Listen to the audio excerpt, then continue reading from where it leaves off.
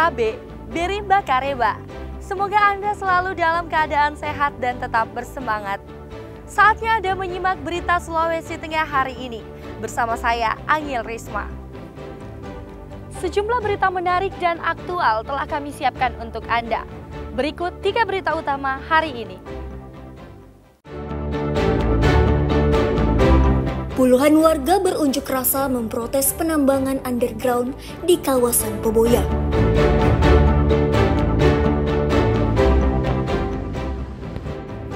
Polisi berhasil menangkap pelaku pembunuhan adik ipar di Palu.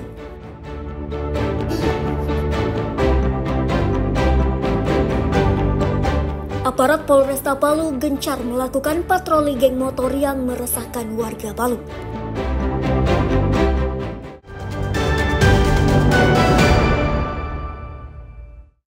Sedikitnya 50 warga di kawasan Lingkar Tambang melakukan aksi unjuk rasa di kawasan Tambang Emas, Kelurahan Poboya, Kecamatan Mantikulore, Selasa siang.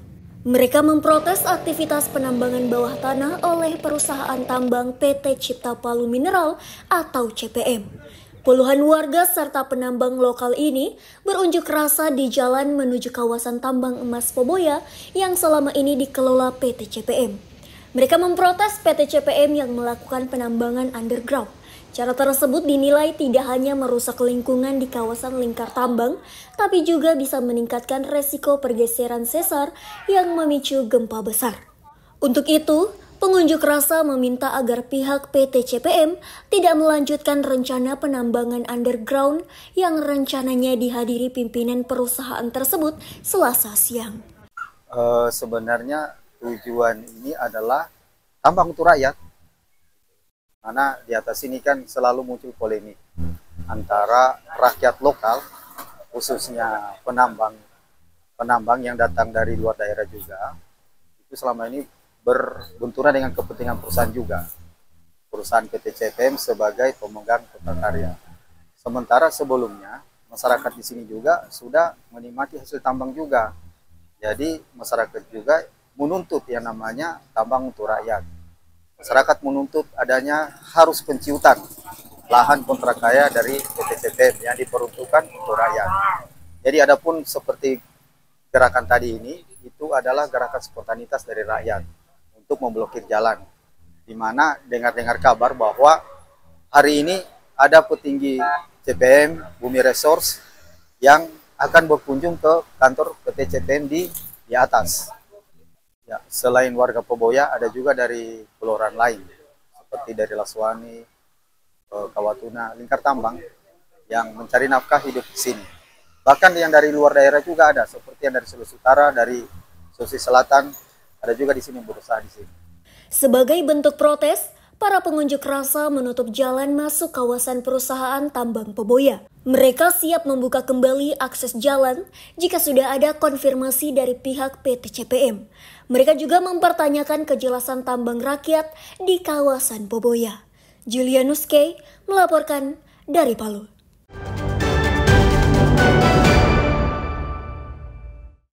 Pelaku pembunuhan terhadap Vindla Ramdhani akhirnya ditangkap tim Buru Sergap Polresta Palu di Jalan Keramat Jati, Kelurahan Nunu, Senin petang.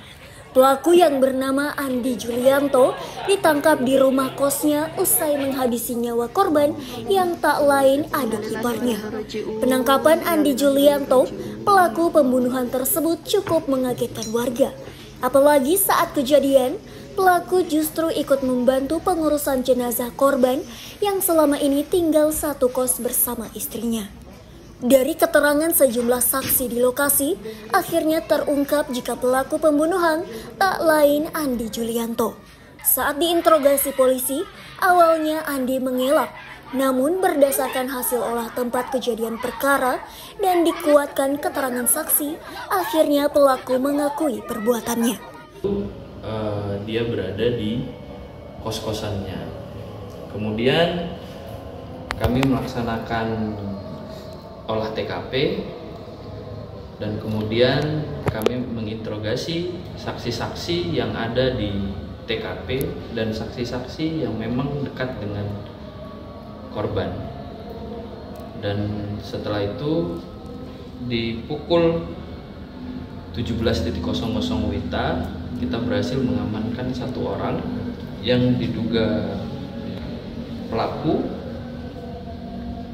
inisial AJ, umur 34 tahun, beralamat di Jalan Kramat Jati, di lokasi yang sama dengan TKP.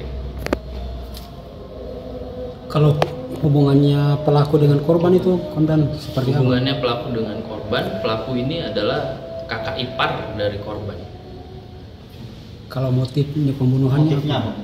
Motifnya adalah karena emosi atau kesal, karena pada saat tersangka mengajak korban untuk membantu tersangka mengurus istrinya, yaitu kakak dari korban, di rumah sakit, korban ini menolak karena kecapean. Kepada polisi, pelaku mengaku tega menghabisi nyawa adik iparnya karena emosi diajak membantu menjaga istri korban yang sedang dirawat di rumah sakit. Pelaku membekap korban dengan menggunakan bantal dan mencekik lehernya hingga tewas. Kini pelaku mendekam di sel tahanan Mapolresta Palu untuk proses hukum lebih lanjut.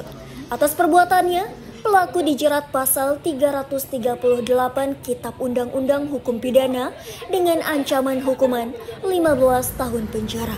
Ikram Boya Oge melaporkan dari Palu.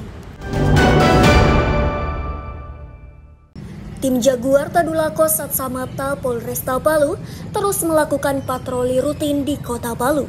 Patroli dilakukan demi menangkal aksi geng motor, tawuran anak muda, begal hingga aksi jambret. Patroli menyasar daerah-daerah yang dianggap rawan dan marak aksi kriminal. Berdasarkan data dihimpun Satsamapta Polresta Palu, ada sebanyak 46 geng motor tersebar di Kota Palu hingga Kabupaten Sigi. Mereka tersebar baik wilayah utara, timur, selatan, dan barat. Mirisnya, sebagian besar di antaranya melibatkan anak di bawah umur.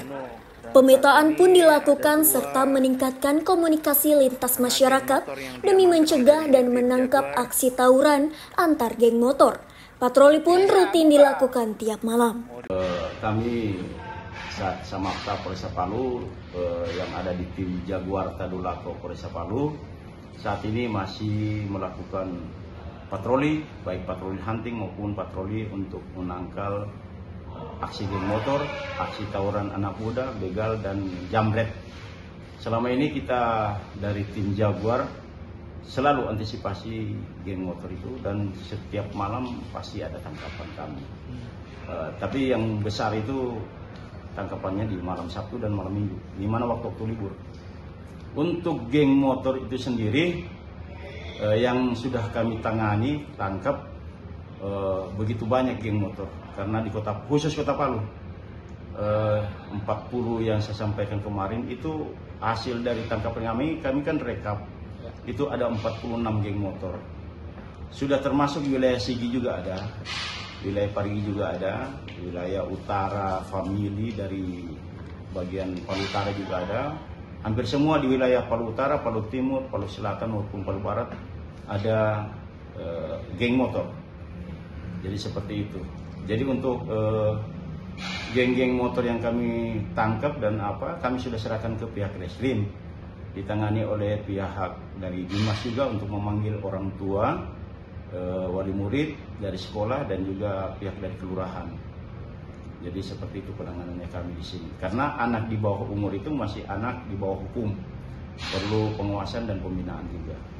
Berdasarkan pemetaan polisi, terdapat beberapa daerah yang rawan dengan aksi geng motor, seperti di wilayah Palu Barat di Jalan Sungai Manonda hingga kawasan Pasar Tradisional Impres Manonda. Sementara di wilayah selatan, seperti di Jalan Muhammad Yamin, Jalan Anoa, Basuki Rahmat, dan Karajalembah. Pengawasan juga melibatkan unsur masyarakat di masing-masing wilayah. Masyarakat dapat dengan segera melaporkan ke Polresta Palu bila mendapatkan aksi mencurigakan yang berpotensi tawuran. Sementara bagi anak yang terlibat dalam tindak kriminal akan diproses dengan hukum yang berlaku bagi anak di bawah umur. Syahrul Cahya melaporkan dari Palu.